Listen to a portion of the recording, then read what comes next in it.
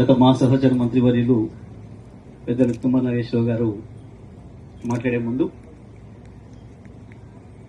అధ్యక్షుడిగా సభాధ్యక్షుడిగా నాలుగు ముక్కలు నేను ముందే మాట్లాడడం మంచిదని చెప్పి ఇక్కడ పెద్దలు కాబట్టి వారు మాట్లాడిన తర్వాత నేను మాట్లాడడం బాగోదు. ప్రజల తరఫున నేను కొన్ని విజ్ఞాపనలు కూడా చేయాల్సిన అవసరం ఉంది. మంత్రిగా వారు హామీలు కూడా ఇవ్వాల్సిన అవసరం ఉంటుంది. కాబట్టి ముందుగా ఈరోజు తప్పకుండా ప్రభుత్వం ఎన్నికల ముందు ఏదైతే ప్రజలకు మాట ఇచ్చి ఇవి చేస్తామని చెప్పి దాని ద్వారా ఓట్లు తీసుకొని అధికారంలోకి వచ్చిందో ఆ ప్రభుత్వాలు తప్పకుండా ఇచ్చిన మాట ప్రకారం ప్రజల కొరకు పనిచేయాల్సిన బాధ్యత ఉంటుంది. ఎప్పుడైనా మన దేశంలో ఉన్న మన ప్రజాస్వామ్య పద్ధతుల్లో ప్రతి పార్టీ కూడా ఎన్నికలకు పోయే ముందు తప్పకుండా ఎన్నికల మేనిఫెస్టో ఇచ్చి తీరాలి. ఎన్నికల కమిషన్ నిబంధనల ప్రకారం ఆ మేనిఫెస్టో ఆధారంగానే ప్రజలు ఓట్లు ఇస్తారు. ఏ పార్టీకి అయితే మెజారిటీ ఇచ్చి అధికారం ఇస్తారో తప్పకుండా అధికారంలోకి వచ్చిన పార్టీ ఆ మేనిఫెస్టోను తప్పకుండా అమలు చేయాల్సిన బాధ్యత వారిపైన ఉంటుంది. ప్రభుత్వంగా వాళ్ళ వెసులుబాటు చూసుకొని ఏది ముందు ఏది వెనక ఎట్లా చేయాలి, దేని ప్రాధాన్యతనివ్వాలి, ప్రజల తక్షణ సమస్యలు ఏమున్నాయి, వీటిని పరిష్కరించడం ద్వారా ప్రజలకు కొంత ఊరటనివ్వచ్చు అనేది ఆలోచించుకోవడం అనేది ఆ ప్రభుత్వానికే అధికారం ఉంటుంది. తప్పకుండా ఆ పద్ధతిలోనే ఆయా ప్రభుత్వాలు పనిచేయాల్సిన అవసరం ఉంటుంది. సరే, సంతోషం. ఇవాళ మనకి ఈ ప్రభుత్వం కూడా ఏర్పడిన ప్రభుత్వం ప్రజలకు మేనిఫెస్టోలో అనేక హామీలు ఇచ్చింది. దాంట్లో కొన్ని వారే సమయాన్ని పెట్టుకున్నారు. డిసెంబర్ 9వ తారీఖున కొన్ని చేస్తామని. కానీ కొత్తగా వచ్చిన 2 రోజులకే కాబట్టి చేయడానికి వీలు కాలేదు. అది చేయాలని చెప్పి ప్రతిపక్షంగా మేము కూడా ఏం డిమాండ్ చేయలేదు. తెల్లారి వరకే ఇచ్చి తీరాల్సిందే అని. తప్పకుండా ప్రభుత్వానికి కొంత వెసులుబాటు ఉండడం అవసరం అనేది మా నాయకుడు కేసీఆర్ గారు కూడా పూర్తిగా నమ్మి ఆచరించే వ్యక్తి కాబట్టి మాకు కూడా అదేవిధంగా చెప్పారు. ఈ ప్రభుత్వాన్ని పని చేయనివ్వండి, 6 నెలలు సంవత్సరము కొంత కొత్త ప్రభుత్వం, వారు కూడా కొత్త ఉన్నారు. ప్రభుత్వం చేయడంలో వారికి అవకాశం ఇవ్వాలి.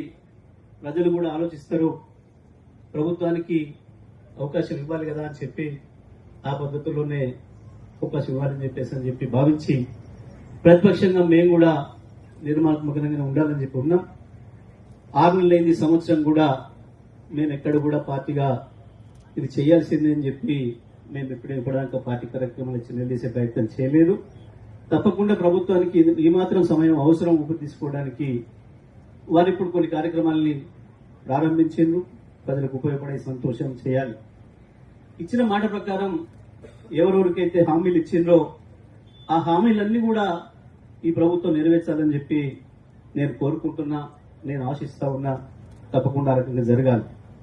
లబ్ధిదారులకు కూడా ఏదైతే మీరు అప్లికేషన్ పెట్టుకోమన్నారో అప్లికేషన్ పెట్టుకున్న దాంట్లో తప్పకుండా అర్హులు ఎవరు అని చూడాల్సిన బాధ్యత కూడా ప్రభుత్వం పైన ఉంటుంది. అనర్హులకు ప్రజల సొమ్మును ఇవ్వడానికి వీల్లేదు. అది కూడా చేయాల్సిన అవసరం ఉంటుంది. కాకపోతే అర్హులకు మాత్రం తప్పకుండా ప్రతి ఒక్కరికి కూడా ఇవ్వాల్సిన బాధ్యత ప్రభుత్వం పైన ఉంటుంది. ఎటువంటి వివక్ష లేకుండా పార్టీలని కానీ ఇంకోటని కానీ గ్రామ నాయకులకు దగ్గర ఉండడం దూరంగా ఉండడం పద్ధతిలో కాకుండా గతంలో మేము ఎట్లా ఇచ్చినామో, తుమ్మల గారు మాతో పాటు మంత్రివర్గంలో ఉన్నప్పుడు ఎట్లయితే ఇచ్చినామో అదే పద్ధతుల్లో ప్రతి ఒక్కరికి కూడా అర్హులైన అందరికి కూడా పథకాలు ఇవ్వాలి, వాటి ఫలితాలు రావాలని చెప్పి నేను కోరుకుంటా ఉన్నా. ఇవాళైతే ఇల్లు ఇస్తున్నాడో సంతోషం. ఇంకా ఎవరైనా మిగిలిపోయిన వాళ్ళు ఉంటే కూడా అప్లికేషన్లు పెట్టుకోండి అని చెప్పిండ్రు. నిన్న మన గ్రామ సభల్లో కూడా మరొకసారి విజ్ఞప్తి చేసిండ్రు. ఆ రకంగా ఇవాళ మిస్ అవుతున్న వాళ్ళు ఇవాళ ఎవరెవరికైతే వచ్చినాయో వాళ్ళే కాకుండా నిజంగా మీకు అర్హత ఉండి మాకు రాలేదనుకున్న వాళ్ళు తప్పకుండా స్థానికంగా ఉండే అధికారులను సంప్రదించి మళ్ళీ అప్లికేషన్ పెట్టుకోవాల్సిన అవసరం ఉంది. నా దగ్గర కూడా శాసనసభ్యులుగా నా దగ్గర కూడా రావచ్చు. మీ సమస్యలు ఎక్కడ వెనుకబడితే తప్పకుండా నా దృష్టి కూడా తీసుకురావచ్చు. అధికారుల దృష్టికి తీసుకెళ్లి వాళ్ళకు కూడా న్యాయం జరిగే పద్ధతుల్లో అందరం కూడా పని చేద్దాం. ఇవాళ ఇస్తున్న 4 పథకాలతో పాటు ఇంకా కొన్ని కూడా మరి ఆ రోజు పార్టీగా మీరు హామీ ఇచ్చి ప్రభుత్వంలోకి వచ్చినవి ఉన్నాయి. నేను అది కూడా గుర్తు చేయదలుచుకున్న తుమ్మల గారికి సీనియర్ మంత్రిగా వారి దృష్టి తీసుకుపోదలుచుకున్న నా బాధ్యత శాసనసభ్యుడిగా. మహిళలకు 2500 రూపాయలు మహాలక్ష్మి పథకంలో భాగంగా ఇస్తామని ఏదైతే చెప్పిండ్రో దాన్ని కూడా అమలు చేస్తే మహాలక్ష్మి పూర్తయినట్టు ఉంటుంది, దాంట్లో ఉన్న అన్ని కూడా అయిపోయినట్టు ఉంటుంది. అది కూడా చేయాలని చెప్పి నేను కోరుతా ఉన్నా. అదేవిధంగా ఆటో డ్రైవర్ మిత్రులకు కూడా 12,000 రూపాయల సంవత్సరానికి ఇస్తారని చెప్పింది ఏదైతే చెప్పిందో అది కూడా అమలు చేస్తే బాగుంటుంది. ఎందుకంటే మీరు ఏదైతే ఉచిత బస్సు అని చెప్పి పెట్టిండ్రో అది తప్పకుండా మహిళలకు ఉపయోగపడేది అయిపోయినప్పటికీ కూడా వాళ్ళు కూడా ఇబ్బందులు పడుతున్నామని చెప్పి ఆటో కార్మికులు బాధపడుతున్నారు. కొంతమంది ఆత్మహత్యలు కూడా చేసుకుంటున్నారు. వాళ్ళకు ధైర్యం ఇవ్వడానికి, వాళ్ళకి శక్తిని ఇవ్వడానికి, వాళ్ళకి చేయూతనివ్వడానికి ఆ కార్యక్రమాన్ని కూడా ప్రారంభించడానికి తుమ్మల గారు క్యాబినెట్ లో ప్రతిపాదిస్తే బాగుంటుందని చెప్పి వారికి నేను సూచిస్తా ఉన్నా. అదేవిధంగా ఉపాధి హామీ కూలీలకు సంబంధించి 12,000 ఇస్తామన్న మాట ఏదైతుందో ఇవాళ కొంత సెలక్షన్ చేసినట్టుంది. దానిపైన నిన్న మన గ్రామ సభల్లో కొంత చాలా వరకు నిరసనలు వచ్చినాయి. మా పేర్లు లేవని చెప్పి తప్పకుండా అర్హత ఉన్న ప్రతి గ్రామీణ పేదకు ఇచ్చి తీరాలి. ఆ విషయంలో అవకతవకలు జరిగితే దాన్ని సరిచేసి వెంటనే అందరూ కూడా ఇచ్చేదానికి ప్రయత్నం చేయాలని చెప్పేసి నేను కోరుతా ఉన్నా.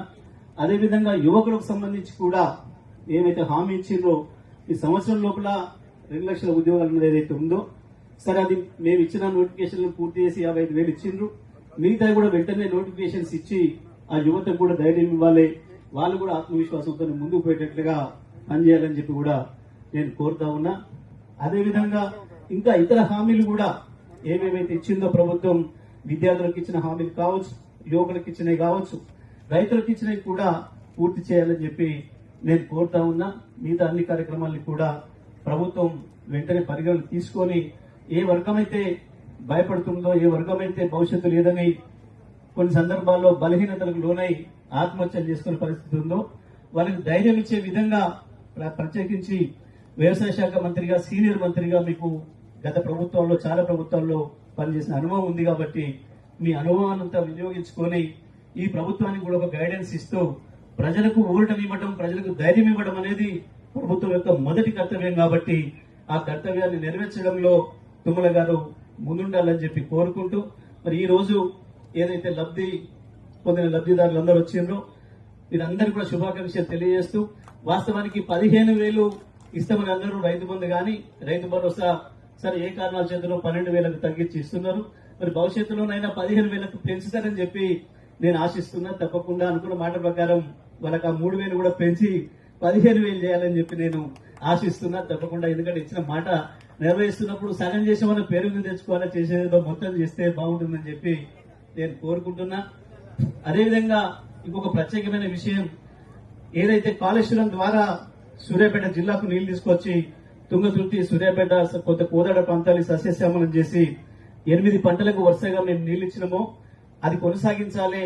దురదృష్టవశాత్తు మొన్న యాసంగి కూడా ఇవ్వలేకపోయినారు.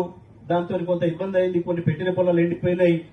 ప్రభుత్వంలో నీళ్లు ఇచ్చే విషయంలో ఎందుకో స్పష్టత ఉండడం లేదు. అధికారులకు సరైన పద్ధతుల్లో ఆదేశాలు పోవడం లేదు. ఇష్టమై ఇవ్వట్లేము అనేది విషయాన్ని చివరిదాకా చెప్పడం లేదు. నేను గతంలో ఈఎన్సీ గారి దృష్టి తీసుకెళ్లాను, సిఈ గారి దృష్టి తీసుకెళ్లా, కలెక్టర్ గారి దగ్గర కూడా ఒకసారి తీసుకెళ్లాను. ఏం చేయదలుచుకుంటే అదే స్పష్టంగా చెప్తే బాగుంటుంది, రైతుల్లో కన్ఫ్యూజన్ లేకుండా. మేము ఇవ్వలేము అని అంటే వేయకుండా ఉంటారు. ఆరుతడి పంటలకే ఇస్తామంటే ఆరుతడి పంటలు వేసుకుంటారు.